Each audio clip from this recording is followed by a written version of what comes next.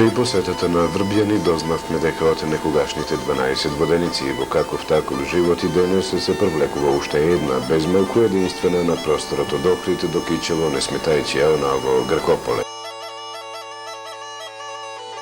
Како таква размислувавме колку е заслужна за специјално внимание, ако ништо повеќе да дознаеме што е во прашање потреба од услуги од ваков карактер или само желба за продолжување на некоја традиција која своевремено нудела парче леп или можеби нескромно речено нудела живот.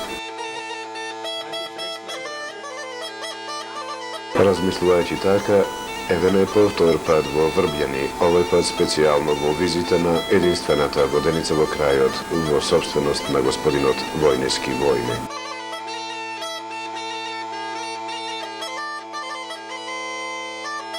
Знаејќи дека истата се наоѓа на почетокот од локалниот пад за Врбјани од левата страна, лесно дојдовме до воденицата на Војнески, користејќи ги при тоа како патокази Врбјанската река и јазот, инаку непогрешливи водачи до целта.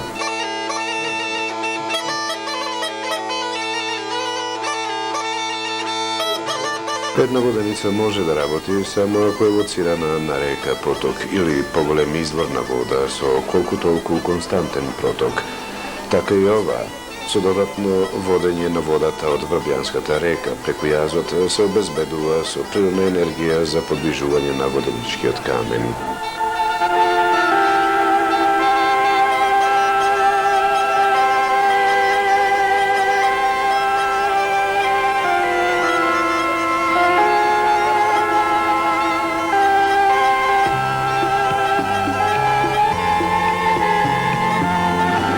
Своевремено оваа воденица работела непрекинато 24 часа во денот.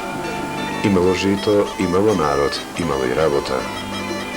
Зашто ако за еден коњски товар на жито морало да се потрошат 2 до 3 часа, тогаш јасно е зашто воденичарите посакувале денот да е подолг.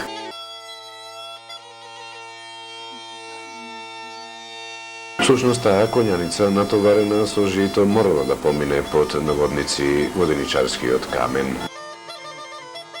Денес состојбата е поинаква, доколку само еден конј биде истоварен или товарен пред воденицата, полна капа со оглед на малата временска постојаност на домаќинот.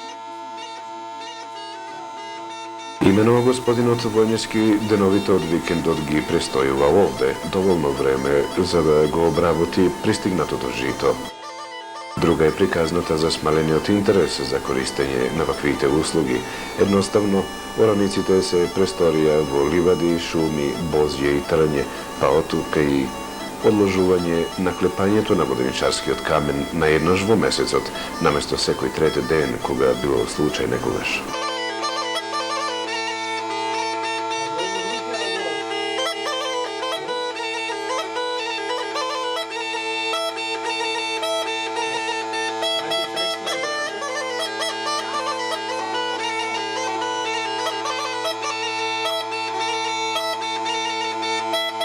Тоа е причината што во воденичарскиот простор не затекнавме воденичарски камен во резерва, веќе исклепан и подготвен за мелење.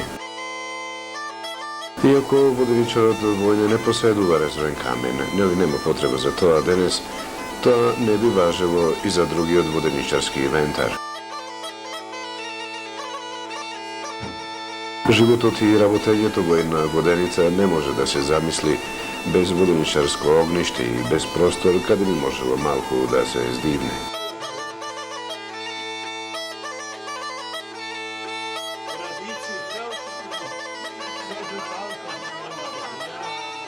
Долгото чекање за да се изработи еден товар жито, како и постојаното присуство на влага, како да си го побаруваат прво спомнатото. Всушност, есенскиот и зимскиот период важат како сезонски времена за мелење, па оттука произлегува и потребата за греење.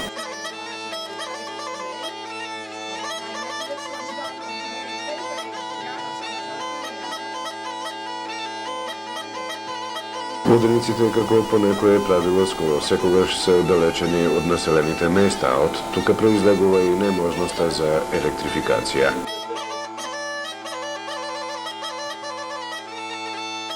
Во непосредна близина на воденицата од Војнички се наоѓа и куќа, некогаш добро користена и представувала топол дом за целото воденичарско семејство. Денес истата е празна. Всушност и некогашниот одмор не зависел многу од топлиот дом. Во воденицата постојано, деноночно требало да се дежурат, да се поднесе звукот од праплиците, односно штракалките, и често да се полни кошот со жито.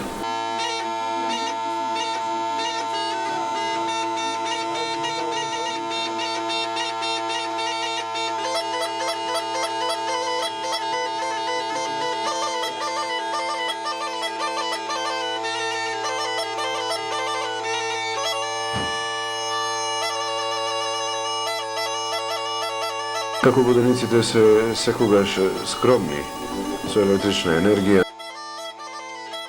во истата джепната батериска светилка или класичното газено кандило се неопходни, зашто во ноќта се единствената светлина и очи на воденичарот.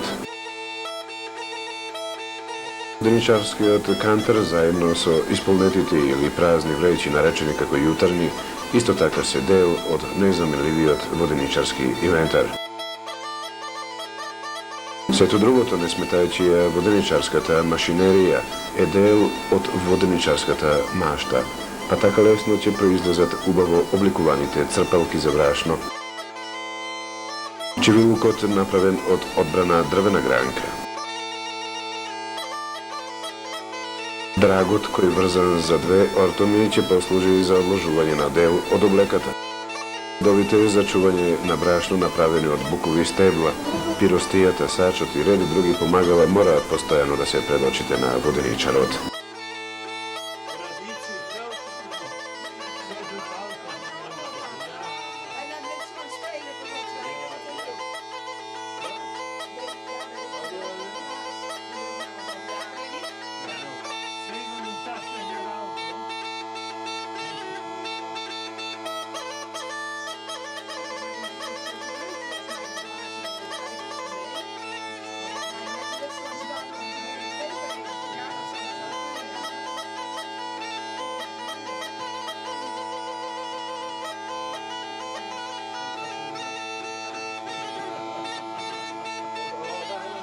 Покрај воденичарскиот камен, заедно со системот за неговото подвижување, а при тоа мислиме на водените перки, на буката која служи како смерница на водениот млаз, на воиштето кое представува спојница измеѓу воденото колце и каменот, вреди да се спомнат уште еднаш праплиците или поедноставно кажано штракалките, кои војно представуваат и регулатор на протокот на жито.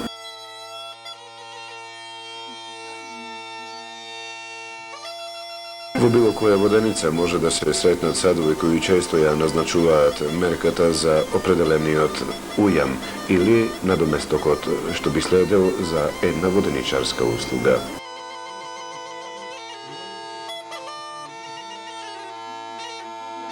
Воденицата на Војнички работи само во деновите од викендот, повеќе од причина за одржување на традицијата од фамилијата Војнички. Всушност и воденицата и воденичарскиот занает војно ги наследил од татко му Борис, исто така воденичар. А дека е потребно мајсторство и во овој занает, ќе се сложите и вие. Клепање на каменот, регулацијата на проточната вода низ буката, регулација на протокот на жито, од кошот и ред други умења и знаења ќе го чинат брашното квалитетно.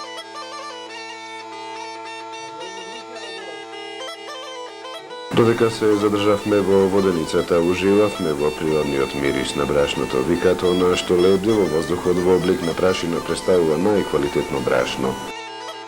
Нуларица, популарно наречено, или паспал, исто тоа се користи за посип, односно како брашно на подлога измеѓу тарунот и тестото.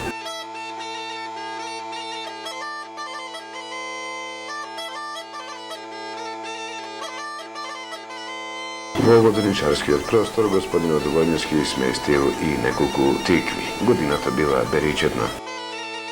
Тој не разубедуваше дека тиквите всушност представуваат македонски банани.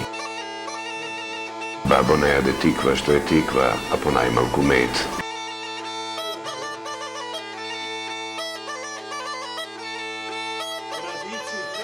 И воденичарското огниште често се користи за седење и уживање.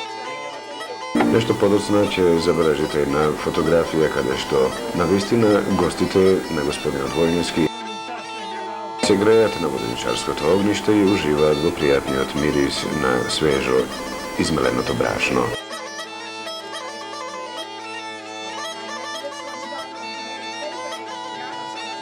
Како понекогаш уемот овде оди и за шише пиво или можеби половина литар ракија. Поставувате дека кај господинот Војнески уште е и ќе бидете почестени.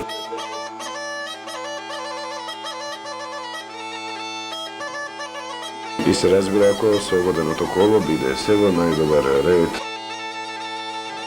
За цело време господинот Војнески ќе биде во ваша придружба.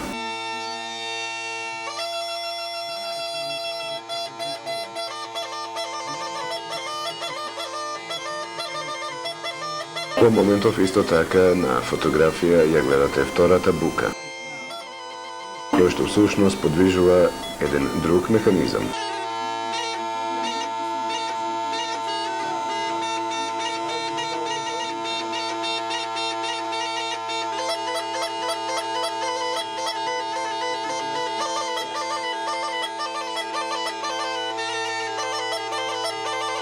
Самиот кревет до воденичарското огниште често служело како место за одмор на воденичарот.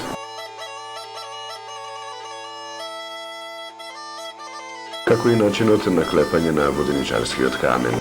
Ние всушност и не бевме во можност истовремено единствениот камен да го затечеме како работи, а од друга страна да ја следиме мајсторијата на клепање. Со помош на фотографии, ете, и тоа е возможно. Истата водена енергија на овој простор подвижува уште еден систем, влачара или популарно наречена дарак. За селско семејство кое се бави со чување на овци, истата е незаменлива. Влачарата всушност ја чисти волната, ја пакува во така наречена кадела, после кое со операцијата предење се престорува во волнен конец, основен материјал за плетење.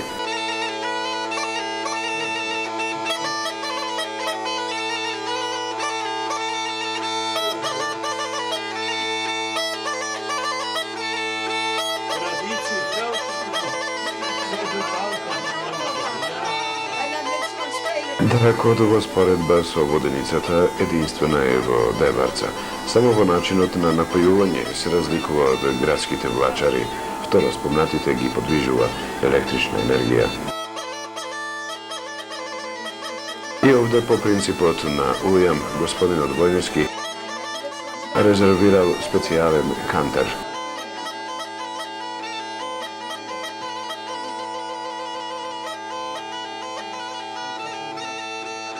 Не треба да повторуваме дека своевремено даракот на господинот Војнески војне некогаш многу добро работел. Ево уште една потврда со оваа фотографија.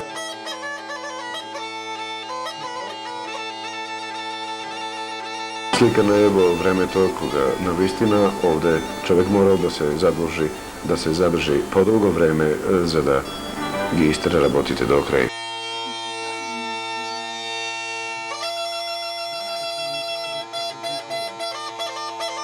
Мајсторство воденичарско, мајсторство влачарско. Сите тајни од овие занаети требало да се учат со години. Како ни раскажуваше господинот Војнески, уште како дете, поред татко му, бил присутен во воденицата. Од тука можеби и желбата и ден денес да е во неа.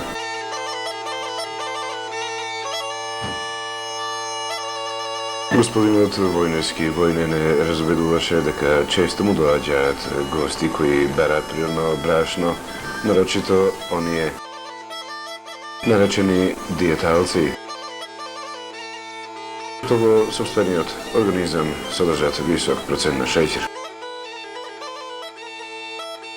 Затоа дојдете во воденицата на војниски. Не мора за услуга. Дојдете да се присетите што е тоа што од векови во векови го одржувало македонскиот севанец.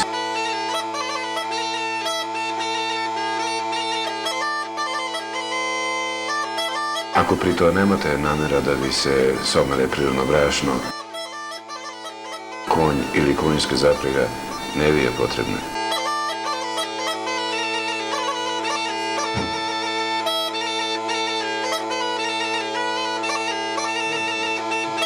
Нека живее воденицата на војниски војни. Тоа ќе живее уште една македонска традиција.